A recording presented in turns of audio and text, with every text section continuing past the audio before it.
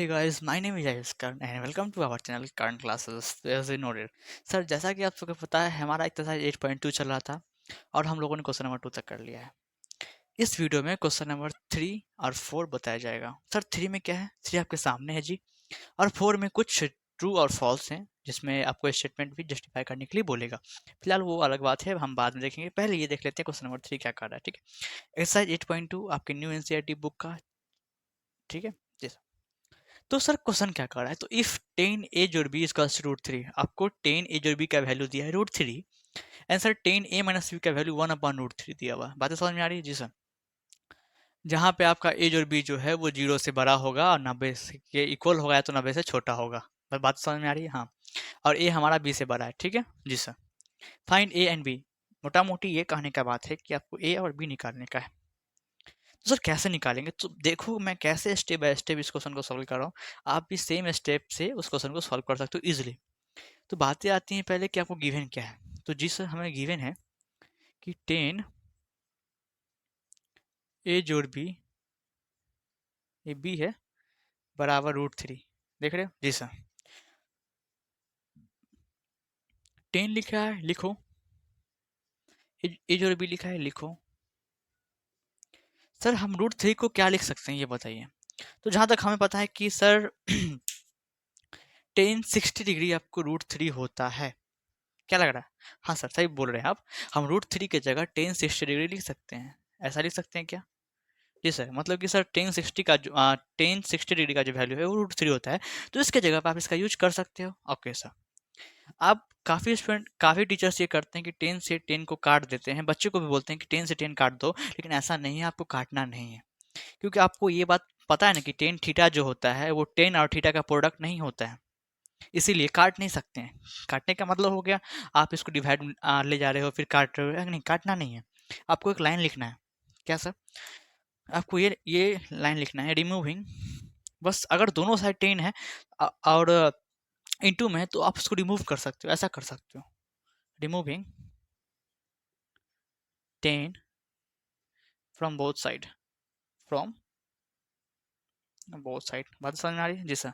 आप 10 हटा दीजिए दोनों साइड से, तो क्या बच गया यहाँ पे सर? एज और बी बच गया। ओके सर, वो साइड क्या बच गया? 60 डिग्री। ओके। अब सर ए क्या हो जाएगा? सर ए 60 पहले से लिखा हुआ है, सर प्लस बी है, यहाँ जाएगा तो माइनस बी हो जाएगा। आप एक काम करें, इसे इक्वेशन 1 मान लें। ठीक है ओके सर। पहला चीज़ दिया था हमने उसका फ़ायदा उठाया, अब सेकंड चीज़ का भी फ़ायदा उठाएंगे। सर ऐसा ही करते हो क्या? आप फ़ायदा उठा रहे हो? नहीं नहीं अरे ये बच्चे, मेरे बच्चे, ए माइनस बी लिखो। ठीक है, ये बी है। ओके, और इक्वल्स टू 1/√3 लिखो। ठीक, जो जैसा प्रोसेस यहाँ की वो सेम प्रोसेस वहाँ होगा, दिमाग लगा के। Okay sir.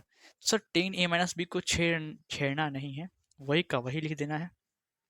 आप ये बताएं कि 1/√3 को आप क्या लिख सकते हो? तो सर 10 30 डिग्री पे 1/√3 वैल्यू होता है, तो क्या हम 1/√3 की जगह पे 10 30 डिग्री लिख सकते हैं क्या? तो काफ़ी स्टूडेंट बोलेंगे हाँ सर लिख सकते हैं, तो ओके लिख दो। आप क्या करेंगे? 10 को काटना नहीं है, काटना ये अच्छा नहीं लगता है। ये अच्छा नहीं लगता है क्लास 10th के बच्चे पे कि काट दो, और आपका टीचर भी देखेगा तो वो भी क्वेश्चन को काट ही देगा। तो ऐसा लिख दो एक लाइन, जैसा कि मैंने कहा था, जैसा कि मैंने कहा था, रिमूविंग 10 फ्रॉम बोथ साइड। दोनों साइड से 10 निकाल देते हैं क्योंकि दोनों साइड में 10 है और मल्टीप्लाई में भी है। ठीक है, अब मेरा इक्वेशन क्या बनेगा? तो ए माइनस बी बराबर 30 डिग्री। बात तो समझ में आ रही? हाँ। तो यहाँ से एक की वैल्यू क्या हो जाएगी? 30 तो पहले से लिखा हुआ था 30 डिग्री, सर माइनस बी यहाँ जाएगा तो प्लस का बी हो जाएगा। ओके, इसको इक्वेशन सेकंड मान लो।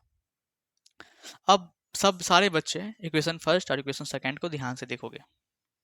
क्या लग रहा है क्या है दोनों में सिमिलरिटी? तो आप जैसा कि देख रहे हो कि सर दोनों में ए और ए है एलएचएस में, मतलब कि सर दोनों का एलएचएस बराबर है, दोनों इक्वेशन का एलएचएस बराबर है। आपको पता है कि जब भी दो इक्वेशन का एलएचएस बराबर होता है तो आरएचएस भी बराबर हो जाता है। तो यहाँ से फ्रॉम इक्वेशन 1 एंड इक्वेशन 2 से हम लोग आरएचएस भी बराबर कर देंगे। तो सर आगे का स्टेप क्या होगा? आगे का स्टेप आप यहाँ देखेंगे, यहाँ लिखेंगे आप from equation first and second. Equation first और सेकंड को ध्यान से देखने पे हमको ये लगा कि एलएचएस बराबर है, तो हमने क्या किया, आरएचएस को भी बराबर कर दिया। क्या कर सर, इसका आरएचएस क्या है, 60 माइनस बी, तो ठीक है लिखेंगे यहाँ पे 60 माइनस बी बराबर, ठीक है 60 डिग्री है, मैंने डिग्री लिखा। इसका आरएचएस क्या है, 30 जोड़ बी, 30 डिग्री जोड़ बी, ठीक है ओके। माइनस बी को यहीं छोड़ दो, काहे ले जाओगे उस साइड, सर यहाँ प्लस बी है, इस साइड आएगा तो माइनस का बी हो जाएगा, ओके 30 पहले से लिखा हुआ था 30 डिग्री, सर यहाँ पे 60 डिग्री प्लस में, यहाँ जाएगा तो माइनस में हो जाएगा, बातें समझ में आ रही है, okay sir. Sir minus B और minus B minus two B, ठीक है ये तो सबको आता है जोड़ने घटाने, ओके। 30 में से 60 माइनस करोगे तो सर माइनस 30 आएगा, ये पता है, ओके। माइनस से माइनस किया, हाँ सर, अब बी बचा इधर बराबर, 30 पहले से लिखा हुआ है, सर 2 देखो इंटू में है, बी के साथ इंटू में है, यहाँ जाएगा तो सर 2 डिवाइड में आ जाएगा, तो 2 से काट दो, 15 टाइम्स में हमारा कट जाएगा। तो बी कितना आ गया, 15 डिग्री आ गया। हमें दोनों निकालने के लिए बोला है, ए भी निकालो और बी भी निकालो, तो हम बी निकाल लिए। अब हम ए निकाल लेंगे, किसी भी इक्वेशन का यूज कर लो और ए निकाल लो। तो ठीक है, इक्वेशन फर्स्ट में ही हम वैल्यू पुट कर देते हैं बी का, और ए का मान निकाल लेते हैं। तो एक लाइन लिखना पड़ेगा आपको, putting the value of B in equation first.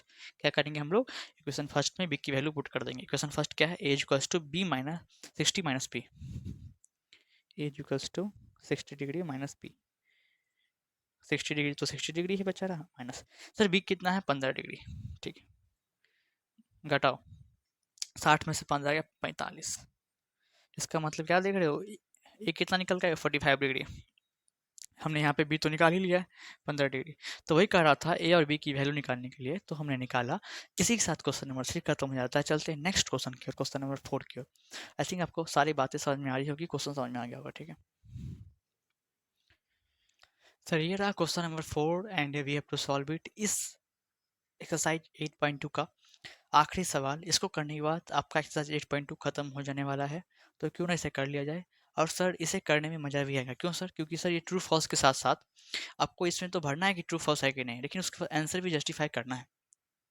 तो ठीक है, बारी बारी क्वेश्चन को पढ़ेंगे, देखेंगे ट्रू फॉल्स है कि नहीं, फिर जस्टिफाई करेंगे, या पहले जस्टिफाई कर लेंगे तब देखेंगे ट्रू फॉल्स है कि नहीं, ठीक है। क्वेश्चन नंबर फर्स्ट से स्टार्ट करेंगे। क्वेश्चन नंबर फर्स्ट क्या कर रहा है कि साइन ए और बी इक्वल्स टू साइन ए जो साइन बी। तो क्या आपने ऐसा कभी सुना है कि साइन और थीटा जो है, मैंने आपको इंट्रोडक्शन पार्ट में भी कहा था कि साइन और थीटा का प्रोडक्ट नहीं होता है। साइन थीटा का मतलब होता है साइन ऑफ एंगल थीटा। जब साइन थीटा का प्रोडक्ट होता ही नहीं है, तो आप साइन को ए से कैसे मल्टीप्लाई कर सकते हो और साइन को बी से कैसे मल्टीप्लाई कर सकते हो और ऐसा लिख सकते हो, नहीं ना। तो ठीक है, ये आपको पता है, ये हमें पता है कि ये स्टेटमेंट क्या है, फॉल्स है, लेकिन एग्जामिनर तो बोलेगा भैया कैसे जस्टिफाई करने के लिए बोला, तो जस्टिफाई करो, तो ठीक है हम लोग जस्टिफाई करने वाले हैं। आपसे सवाल कर रहा है कि साइन ए जोड़ बी जो है वो क्या इक्वल होता है साइन ए जोड़ साइन बी के, ये आपको जस्टिफाई करना है। तो कैसे करेंगे जस्टिफाई, अगर वैल्यू पुट करने पे एलएचएस बराबर आरएचएस आ जाएगा तो ये ट्रू हो जाएगा, अगर नहीं आएगा तो फॉल्स हो जाएगा, जैसा कि हमें पता है।